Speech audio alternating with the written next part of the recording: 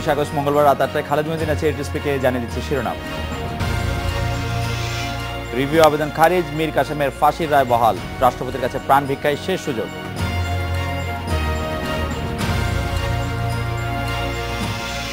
দেশের বিভিন্ন স্থানে জঙ্গি বিরোধী সমাবেশ, মানববন্ধন, দলমত নির্বিশেষে সবাইকে ঐক্যবদ্ধ হওয়ার আহ্বান।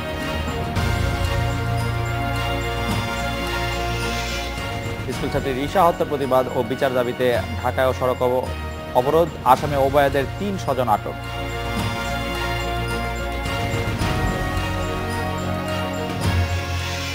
বদর কমান্ডার মীর কাসেমের রিভিউ আবেদন খারিজ করে ফাঁসির দণ্ড বহাল রেখেছে সুপ্রিম কোর্টের আপিল বিভাগ। প্রধান বিচারপতি এস.কে সিনহার নেতৃত্বে আপিল বিভাগের 5 সদস্যের বেঞ্চ সকালে রায় ঘোষণা করেন। এখন তার মৃত্যুদণ্ড কার্যকরের প্রক্রিয়া শুরুর ক্ষেত্রে আর কোনো আইনি বাধা থাকলো না বলে জানিয়েছেন অ্যাটর্নি জেনারেল মাহবুবে আলম।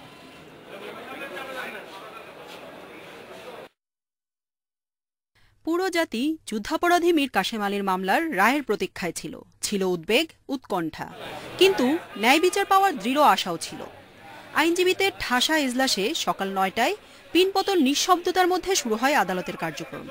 প্রধান বিচারপতি সুরেন্দ্র কুমার সিনহা মাত্র কয়েক সেকেন্ডের বিরতিতেই উচ্চারণ করলেন, রিভিউ পিটিশন ডিসমিসড।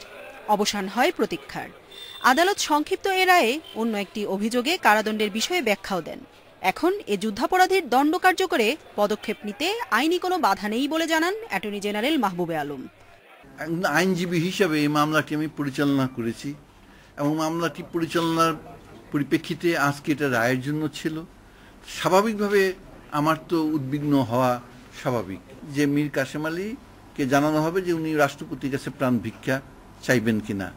তা আমরা আশা করি ইতিমধ্যেই এই যে রিভিউ পিটিশন যে খারিজ হলো সে আদেশ ট্রাইব্যুনালের মারফতে জেলখানায়ও পৌঁছে যাবে। এ রায়ের পর বিজয় আর স্বস্তির ছাপ ছিল আইনজীবী, মুক্তিযোদ্ধা সহ সবার চোখে মুখে। আমরা শঙ্কিত ছিলাম এই রায়ের প্রতি। সর্বোচ্চ আদালত সে কুখ্যাত আলবদর কমান্ডারকে, বাঙালি খান মীর কাসেমকে তার ফাঁসির রায় বহাল রাখাতে আমরা সহযোদ্ধারা আনন্দিত।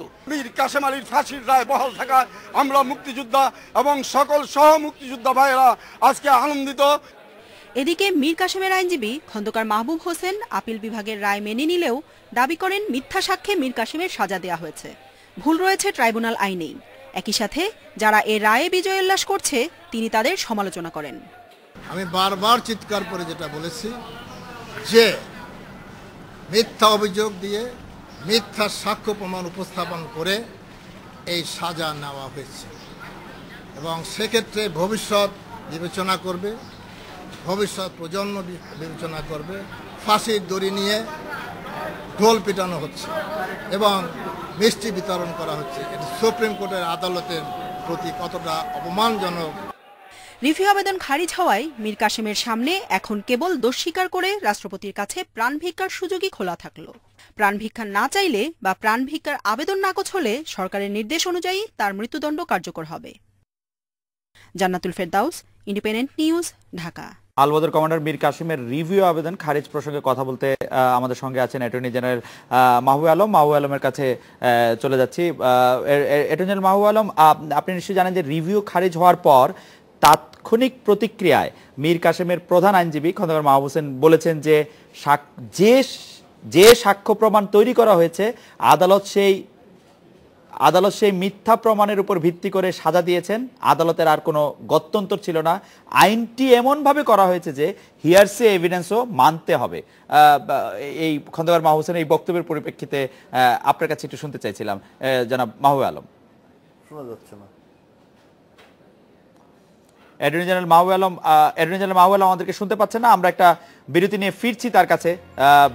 মীর কাসেমের প্রধান আইনজীবী খন্দকার মাহবুব হোসেনের বক্তব্য প্রসঙ্গে আমরা একটা বিরতি নিয়ে ফিরছি তার কাছে। মীর কাসেম আলীর রিভিউ খারিজ নিয়ে কথা বলার জন্য আমাদের সঙ্গে অ্যাটর্নি জেনারেল মাহবুবে আলম আছেন। অ্যাটর্নি জেনারেল মাহবুবে আলমের কাছে জানতে চাইছিলাম যে সাক্ষ্য রিভিউ খারিজ হওয়ার পর তাৎক্ষণিক প্রতিক্রিয়া মীর কাসেমের প্রধান আইনজীবী অ্যাডভোকেট খন্দকার মাহবুব হোসেন বলছেন যে সাক্ষ্য প্রমাণ তৈরি করা হয়েছে আদালত সেই মিথ্যা প্রমাণের উপর ভিত্তি করে সাজা দিয়েছেন। আদালতের আর গত্যন্তর ছিল না। আইনটি এমনভাবে করা হয়েছে যে হিয়ারসে এভিডেন্সও মানতে হবে। এই বিষয়ে কি বলবেন খন্দকার মাহবুব হোসেনের কথা প্রসঙ্গে?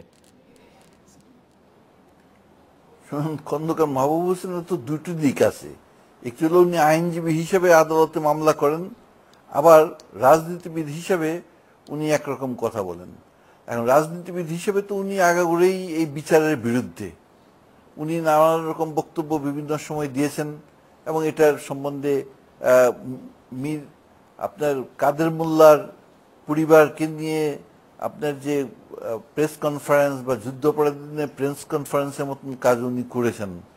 কাজেই ওনার এই বক্তব্যগুলি হলো সম্পূর্ণ রকমভাবে আমার মনে হয় একজন আইনজীবীর বক্তব্য না, একজন রাজনৈতিক নেতৃত্ব এবং জামাতে ইসলামীর একটা আলাদা চ্যাপ্টার হিসেবে উনি এগুলি কথা বলছেন।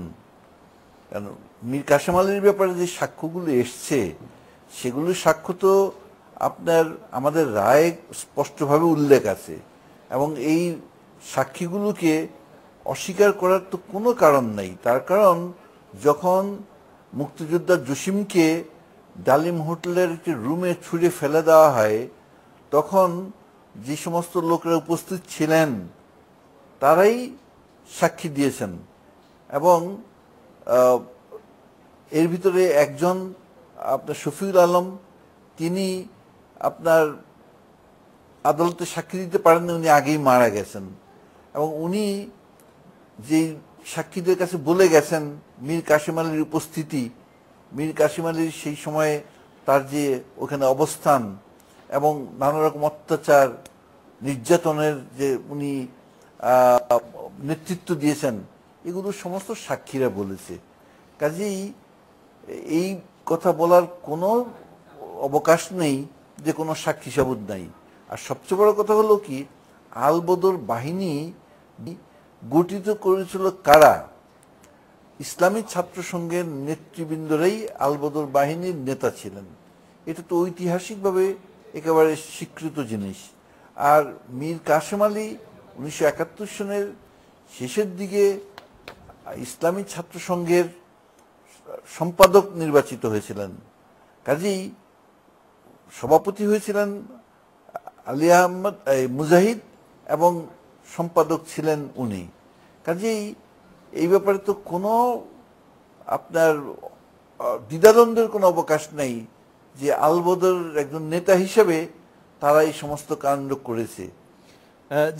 এর চেয়ে অনেক কম সাক্ষীতে যে উনি প্রধান অভিযোগ আনছিলেন যে আইনটি এমন যে হিয়ারসে এভিডেন্স শুনতে হবে, এই কথাটি কি আসলে আমলে নেওয়ার মতো যে আইনটাই এমন যে হিয়ারসে এভিডেন্স করতে হবে, হিয়ারসে এভিডেন্স আমলে নেওয়া যেতে পারে এটি উনি বলছেন? না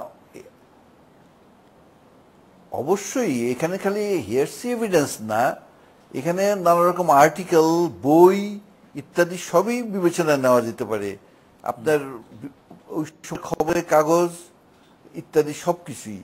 এবং 40 বছর আগে প্রত্যক্ষ সাক্ষী তো খুব পাওয়া কঠিন, তারপরে তো এই মামলার প্রত্যক্ষ সাক্ষী সাক্ষ্য দিয়েছেন যারা অত্যাচারিত হয়েছে, যারা আপনার ওই ডালিম হোটেলে ছিল এবং যাদেরকে নির্যাতন করে করে করে করে একেবারে নিঃশেষ করে দেওয়া হয়েছে। এবং এখানে যদি প্রসিকিউশন সঠিকভাবে মামলাটি করত, 12 নম্বর যে অভিযোগে 5 জন লোককে মেরে ফেলার অভিযোগ, তাদের ডেড বডি কর্ণফুলী নদীতে ফেলে দেওয়ার অভিযোগ, সেটা তো ফাঁসি হতো। সেই প্রসঙ্গে একটু বলছিলাম যে মীর কাসেম আলীর এই মামলায় বাদী বিবাদী দুই পক্ষের আইনজীবীদের ভূমিকা নিয়ে প্রশ্ন তুলেছেন আপিল বিভাগ। মামলার তথ্য উপস্থাপনের দুর্বলতার দিকটি সামনে আনা হয়েছে, যেটি আপনি এইমাত্র বলেছিলেন। 12 নম্বর অভিযোগের ক্ষেত্রে আসলে তাকে ফাঁসি দেওয়া যায়নি। এই ধরনের আইনজীবীদের মামলায় যুক্ত থাকার বিষয়টি নিয়ে প্রশ্ন তুলেছেন আপিল বিভাগ। এ ব্যাপারে কি ব্যবস্থা নিচ্ছেন রাষ্ট্রের সর্বোচ্চ আইন কর্মকর্তার কাছে, এটি আমাদের প্রশ্ন। দেখেন, এই ট্রাইব্যুনালের নিয়োগের ব্যাপারে তো আমার কোনো হাত নেই, এটা আইন মন্ত্রণালয়ের বিষয়। আর আপিল বিভাগ রায়ে স্পষ্টভাবে উল্লেখ করেছেন আপনার যারা নাকি প্রসিকিউটর তাদের অদক্ষতা, তাদের নানা রকম দুর্বলতা, এবং আজকেও আদালতে এটা বলেছেন। কাজেই আজকে না, গতকাল বলেছেন। কাজেই এটা তো নিশ্চয়ই সরকার চলে গেছে। তো এটা আমার নিয়োগ দেওয়ার যদি ক্ষমতা থাকতো তাহলে সেটা অন্যরকম আমি মন্তব্য করতে পারতাম। জনাব মাহবুব আলম, আমরা সবসময় দেখি যে রাষ্ট্রের গুরুত্বপূর্ণ ঘটনার সাথে বিচার বিভাগের রায় বা বিচার বিভাগের যে মামলাগুলি রয়েছে সেটির সঙ্গে মিলিয়ে এক ধরনের কথা আমরা শুনতে পাই, বাতাসে ফিসফাস শুনতে পাই, সামাজিক গণমাধ্যমে শুনতে পাই। যেমন জন কেরি বাংলাদেশে আসলেন, মীর কাসেম আলীর রায় তার পরদিন দেওয়া হবে, এটি নিয়েও আমরা একটি ফিসফাস শুনতে পেয়েছি, অনেকে অনেক ধরনের মন্তব্য করেছেন। আদালত এই ক্ষেত্রে কি ধরনের ভিউ নেন বা অ্যাটর্নি জেনারেল হিসাবেই বা আপনাকে বিষয়টি কিভাবে মোকাবেলা করতে হয়? আমাদের আদালতের উপরে এই সমস্ত কি আসলো না গেল এটা কোনো প্রভাবই বিস্তার করে না। তবে সাধারণ মানুষ সবসময় উদ্বিগ্ন থাকে, এই জন্য এই বিদেশি কিছু শক্তি বিভিন্ন সময় এই বিচারকে বন্ধ করার চেষ্টা করেছে। এবং আপনার রিসেন্টলি তো তুরস্ক তাদের রাষ্ট্রদূতকেই ডেকে পাঠিয়েছে। কাজে এই সমস্ত ঘটনার থেকে একটা সবারই মনে একটা ভীতি সবসময় কাজ করেছে যে বাইরের কোনো রকম হস্তক্ষেপ বা চাপ দেওয়া হবে কিনা। তবে বিদেশিরা সবই বুঝতে পেরেছে। প্রথম এটা নিয়ে অনেক রকম তারা হইচই করেছেন, কিন্তু আজকে দেখেন তুরস্কও শেষে বলতে বাধ্য হয়েছে যে না, এটা আমাদের আভ্যন্তরীণ ব্যাপার। এবং জন কেরি তো তার যে বক্তব্য তাতে প্রত্যক্ষভাবে আমাদের মুক্তিযুদ্ধের যে এটা যে ন্যায় ছিল আমাদের মুক্তিযুদ্ধ, এবং এই যে মুক্তিযুদ্ধে যারা বিরোধিতা করেছে, গণহত্যা চালিয়েছে, এরা যে খুবই অপরাধী এবং তাদের অপরাধ যে একটা সীমাহীন অপরাধ, এটা তার বক্তব্যেই এটা প্রকাশ পেয়েছে। অ্যাটর্নি জেনারেল মাহবুব আলম, আপনাকে অনেক ধন্যবাদ। পরের খবরটিতে চলে যাচ্ছে। আজও দেশের বিভিন্ন স্থানে জঙ্গি বিরোধী সমাবেশ ও মানববন্ধন অনুষ্ঠিত হয়েছে। কর্মসূচি থেকে জঙ্গি ও সন্ত্রাসের বিরুদ্ধে সবাইকে ঐক্যবদ্ধ হওয়ার আহ্বান জানানো হয়েছে। জামালপুরে ঘণ্টাব্যাপী মানববন্ধন করে মাদ্রাসার শিক্ষক কর্মচারীদের পেশাজীবী সংগঠন বাংলাদেশ জমিয়তুল মুদারিসিন দুপুর 12টা থেকে 1টা পর্যন্ত দয়াময় মোড়ে এই মানববন্ধনে বক্তব্য রাখেন ইসলামী আরবি বিশ্ববিদ্যালয়ের ভাইস চ্যান্সেলর অধ্যাপক ডক্টর মোহাম্মদ আহসানুল্লাহ সহ সংগঠনের নেতারা। বক্তারা সন্ত্রাস ও জঙ্গিদের বিরুদ্ধে সবাইকে সোচ্চার হওয়ার আহ্বান জানান। এদিকে নীলফামারীতে জঙ্গি বিরোধী মানববন্ধন করেছে জেলার আইনজীবীরা। বেলা 11:30টার দিকে জেলা জজ আদালতের সামনে এই মানববন্ধনের শতাধিক আইনজীবী অংশ নেন। মানববন্ধন শেষে সংক্ষিপ্ত সমাবেশ হয়।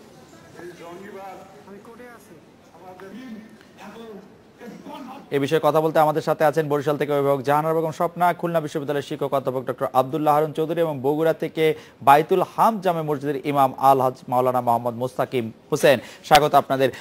জাহানারা বেগম স্বপ্না আপা, আপনার কাছে জানতে চাইব যে আপনি কিভাবে এই জঙ্গিবাদের দিকে যাতে পরের প্রজন্ম না যায় সেই দিকে ভূমিকা রাখতে পারেন বলে মনে করেন? আপনি বা আপনার মতো যারা অভিভাবক আছেন তাদের ক্ষেত্রে আপনি কোন ভূমিকাটি রাখা সবচেয়ে জরুরি বলে মনে করেন?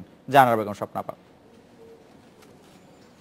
আচ্ছা, আমি বরিশালের অভিভাবক। আমি বলি আমি প্রত্যেকটা সন্তানের অভিভাবক, যেহেতু আমি চাকরি করি। এখানে দেখা যাচ্ছে যে আমাদের বাচ্চারা স্কুলে যায়, কলেজে যায়, কিন্তু আমরা নিরাপদ না। কিন্তু এখানে জঙ্গি এবং সন্ত্রাস আমাদের দেশটাকে গিলে খাচ্ছে। আমরা চাকরি করি, আমাদের বাড়তি একটা টেনশন থাকে যে আমার সন্তানরা কলেজে যায়, তারা কি পড়ে ফিরবে, এবং আমাদের বাজার দরটা এত উদ্যোগামী, আমরা সেই টেনশনে থাকি। এবং আমরা চাকরি করি, চাকরির টাকা দিয়ে আমাদের এটাই চলতে হয়। কিন্তু আমাদের বাচ্চাদেরকে নিয়ে আমাদের বাড়তি একটা টেনশন। আমরা চাই না বাংলাদেশের জঙ্গি থাক এবং সন্ত্রাস থাক, আমরা শান্তিতে থাকতে চাই। ধন্যবাদ।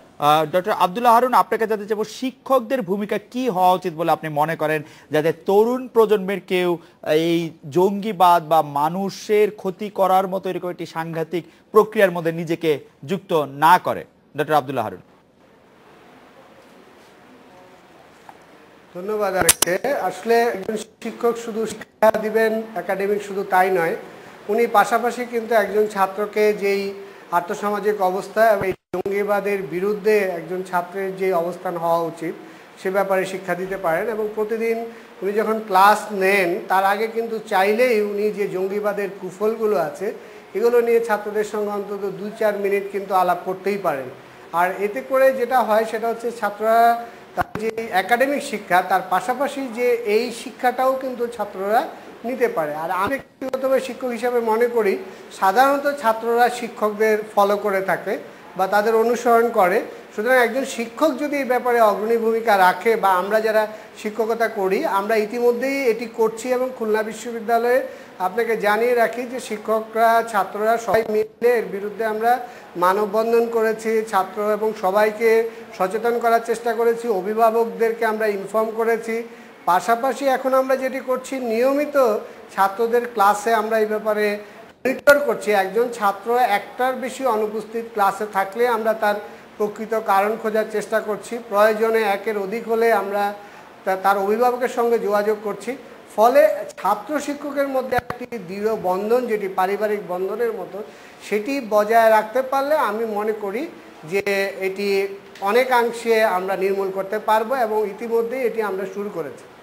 ডক্টর আব্দুল্লাহ হারুন, আপনাকে অনেক ধন্যবাদ। আলহাজ মাওলানা মোহাম্মদ মোস্তাকিম হোসেন, আপনাকে জানতে চাইব যে জঙ্গিবাদ প্রতিরোধে মসজিদ কেন্দ্রিক যে সমাবেশটি হয়, যে মুসল্লিরা সমাবেশ করে, সেই জঙ্গিবাদ প্রতিরোধে সেই মুসল্লিদের ক্ষেত্রে যারা ইমাম আছেন তারা একটি বড় ভূমিকা পালন করতে পারেন জঙ্গিবাদ প্রতিরোধে, এই ধারণা প্রায় সবার। আপনি এই ধারণার সাথে একমত কিনা এবং এই ধারণা মানে জঙ্গিবাদ প্রতিরোধে আপনি কি ভূমিকা রাখছেন আলহাজ মাওলানা মোহাম্মদ মোস্তাকিম হোসেন? ধন্যবাদ, আপনাকে অসংখ্য ধন্যবাদ। বর্তমান দেশ সহ আন্তর্জাতিক অঙ্গনে সবচাইতে আলোচিত যে বিষয় এটি হচ্ছে সন্ত্রাস এবং জঙ্গিবাদ। আসলে সন্ত্রাস জঙ্গিবাদের মূল কারণ যেটা আমরা লক্ষ্য করছি যে ইসলামকে সঠিকভাবে উপস্থাপন না করা, ইসলামের মূল যে দর্শন, ইসলামের যে মূল নীতি, ইসলামের যে মূল আদর্শ, মহানবী সাল্লাল্লাহু আলাইহি ওয়াসাল্লামের যে নীতি আদর্শ রয়েছে, এই আদর্শ থেকে সরে আসার কারণেই জঙ্গিবাদ বা সন্ত্রাসের সৃষ্টি হচ্ছে। আপনি যে প্রশ্ন করেছেন আসলে যে ইমাম সাহেবরা অত্যন্ত গুরুত্বপূর্ণ ভূমিকা পালন করতে পারে, অবশ্যই। আসলে আল উলামাউ ওয়ারিসাতুল আনবিয়া, রাসূল পাক সাল্লাল্লাহু আলাইহি ওয়াসাল্লাম বলেছেন যে আলেমদের দায়িত্ব হচ্ছে নবী এবং রাসূলদের দায়িত্ব। নবী রাসূল সাহেবরা চলে গেছেন, কিন্তু এই দায়িত্ব অর্পিত হয়েছে আলেম ওলামা তথা ইমামদের ওপর। ইমামেরা এর বিরুদ্ধে জোরালো ভূমিকা পালন করতে পারে, কারণ এদেশের একই সঙ্গে লক্ষ কোটি মানুষ মসজিদে সমবেত হয়, আর একই মেসেজ গোটা বিশ্বের মুসলমানদের কর্ণকুহরে পৌঁছে দিতে পারে কোনো মিডিয়া ছাড়াই, শুধু মসজিদের খুতবার মাধ্যমে। এই খুতবায় যদি মহানবী সাল্লাল্লাহু আলাইহি ওয়াসাল্লামের যে আদর্শ, কোরআন এবং হাদিস সন্ত্রাস এবং জঙ্গিবাদকে যে সমর্থন করে না, এই বিষয়গুলো যদি স্পষ্ট করে তথ্য নির্ভর আলোচনা করা হয়, তাহলে আমাদের দেশের সাধারণ জনগণ যারা বিভ্রান্ত হচ্ছে, যারা জেহাদের নামে জঙ্গি তৎপরতা চালিয়ে যাচ্ছে, এর বিরুদ্ধে জোরালো ভূমিকা রাখবে এবং তারা সরে আসতে বাধ্য হবে। মাওলানা মোহাম্মদ মোস্তাকিম হোসেন, আপনাকে অনেক ধন্যবাদ বিষয়টি একটু প্রাঞ্জল করে আমাদের বলার জন্য। কিন্তু অনেকেই যারা এই ধরনের কাজে যারা আটক হচ্ছেন দেশে বা বিদেশে, তাদের অনেকে এটি বলেছেন যে তারা কোনো না কোনো ধর্মীয় মুরব্বীর কাছে তারা শুনেছেন যে এই সময় তাদের এটিই করতে হবে, এই মুহূর্তে তাদের জিহাদ ফরজ, এরকম কথাবার্তা তারা বলেছেন। এই সব কথার ভিত্তি কি তাহলে আসলে, বা কারা এই ধরনের কথা বলছেন? কোরআনের যে প্রথম ওহী ইকরা বিসমি রাব্বিকাল্লাযী খলাক, প্রথম ওহীটাই হচ্ছে পড়ার কথা। আসলে আমাদের তারা যে মুরব্বীদের বলতেছে, আসলে তারা কিন্তু সঠিক ইসলামের যে নির্দেশনা, ইসলামের যে দিক, ইসলামের যে আসল তথ্য, এটা তারা আসলে উপলব্ধি করতে পারছে না। তারা এভাবে বুঝছে, আমিও শুনেছি যে তাদের মুরব্বীরা এমনভাবে বলে যে তুমি সারা জীবন পাপ করেছো, তুমি যদি জীবন দিয়ে দাও তাহলে তুমি জান্নাত পেয়ে যাবা। আসলে এ কথাটা সঠিক নয়। জীবন দিলে যে জান্নাত পাওয়া যাবে এর কোনো ভিত্তি নাই, কোরআন হাদিসের কোথাও পাওয়া যাবে না। তাহলে রাসূল পাক সাল্লাল্লাহু আলাইহি ওয়াসাল্লাম সাহাবা আজমাইনদেরকে মানুষ মারার জন্য পাঠাই দিতেন বিভিন্ন জায়গায়, কিন্তু তিনি তা করেন নাই। তিনি করেছেন কি, নীতি, নৈতিকতা, আদর্শ, ইসলামের সুমহান বাণী প্রচার করেছেন, আখলাক দ্বারা, চরিত্র দ্বারা ইসলামের দিকে এগিয়ে নিয়ে আসেন। মাওলানা মোহাম্মদ মোস্তাকিম হোসেন, আপনাকে অনেক ধন্যবাদ। আমরা একটা বিরতি নিচ্ছি, বিরতির পর যখন ফিরবো তখন অধ্যাপক আব্দুল্লাহ হারুন আপনার কাছে জানতে চাইবো যে জঙ্গিবাদের জন্য কিছু কিছু শিক্ষা প্রতিষ্ঠানের দিকে অভিযোগ উঠেছে ইংলিশ মিডিয়াম স্কুলের উপর, নামি দামি বেসরকারি বিশ্ববিদ্যালয়গুলোর উপর অভিযোগের আঙ্গুল উঠছে। এই পরিস্থিতির কারণ আপনি কিভাবে দেখেন? এই পরিস্থিতি থেকে মুক্তি পাওয়ার জন্য বা আমরা কি করতে পারি? আপনারা আমাদের সঙ্গেই থাকুন, আমরা ফিরছি আপনার কাছে। অধ্যাপক ডক্টর আব্দুল আহরণ চৌধুরী, গ্রামের দরিদ্র মাদ্রাসার শিক্ষার্থীদের ছাপিয়ে দেশে নতুন ধরনের জঙ্গিবাদ যে ইংলিশ মিডিয়াম পড়া তরুণরা বা ধনীঘরের তরুণরা দেখালো, সেক্ষেত্রে আপনার পর্যবেক্ষণ কি এ থেকে রক্ষা পাওয়ার উপায় বা কি? অধ্যাপক ডক্টর আব্দুল আহরণ।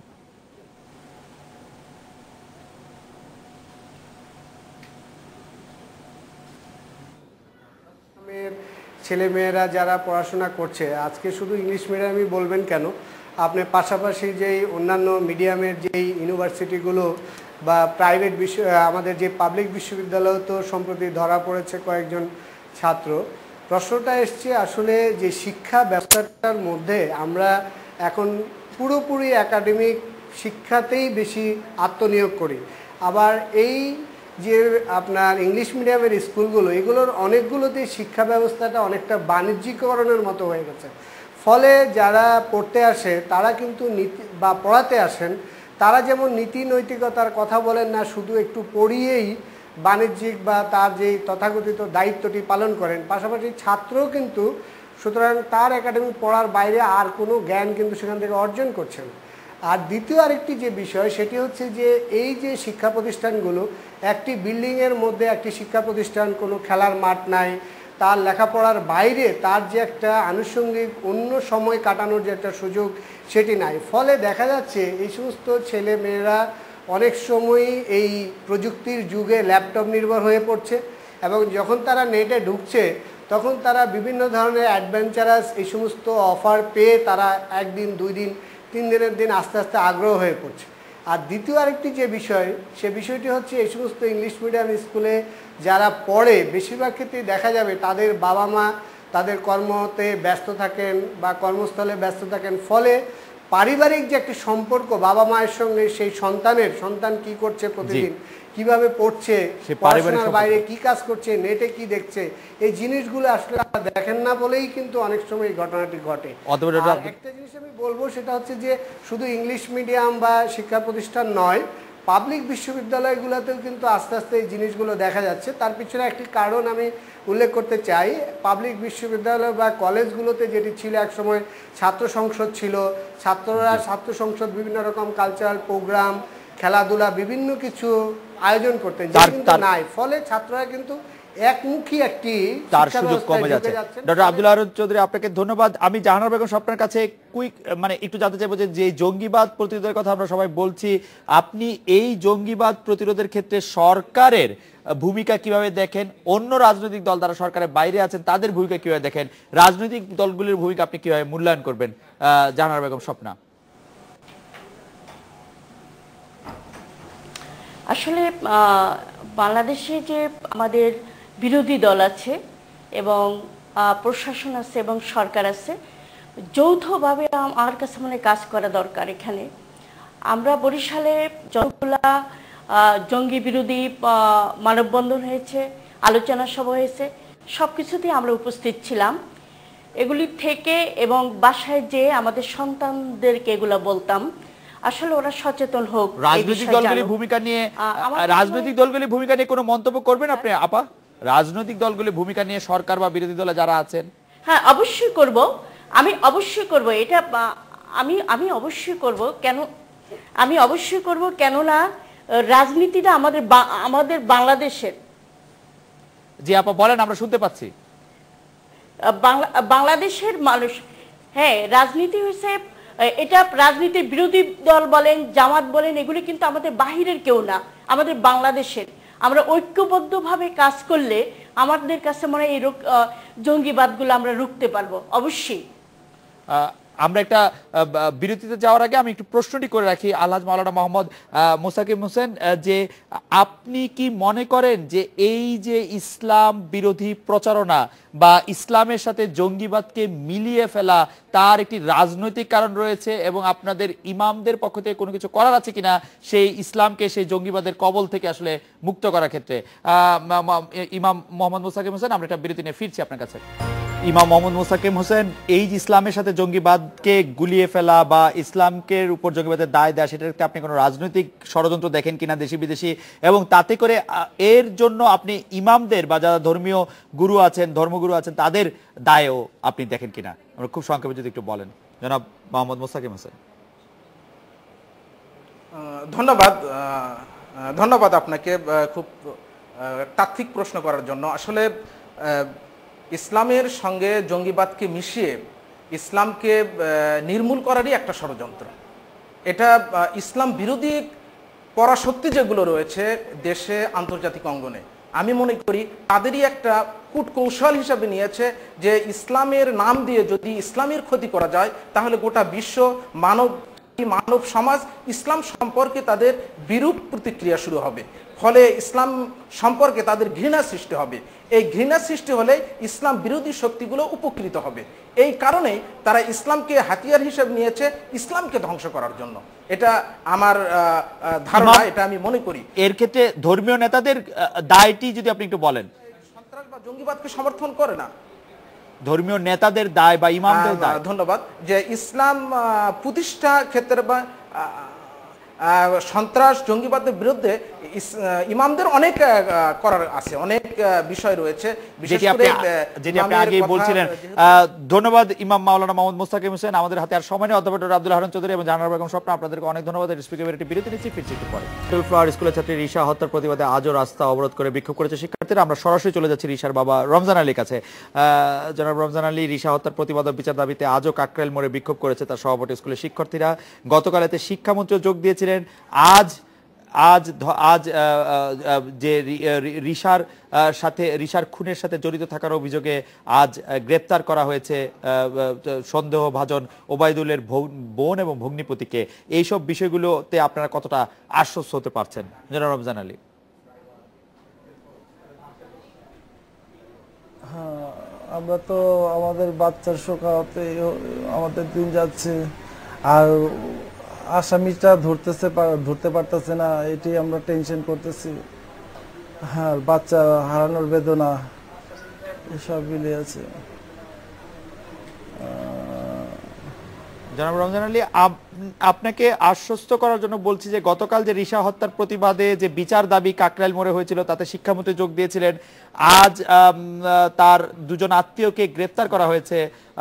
তো আপনি নিশ্চয়ই এতে কিছুটা হলেও আশ্বস্ত হচ্ছেন নাকি? আপনি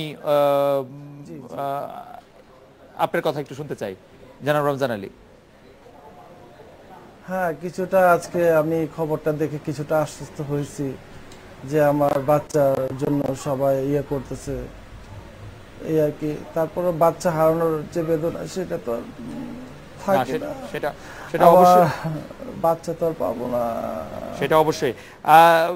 জনাব রমজান আলী, আপনি আমরা সবাই আপনার সঙ্গে আছি এবং আমরা আশা করব যে রিশার যারা হত্যাকারী, তারা প্রকৃত হত্যাকারী, তারা নিশ্চয়ই দ্রুতই ধরা পড়বে। জনাব রমজান আলী, আপনাকে ধন্যবাদ। এই ছিল আজকে রেডিও স্পিকে আমন্ত্রণ আমাদের পরের আয়োজনে।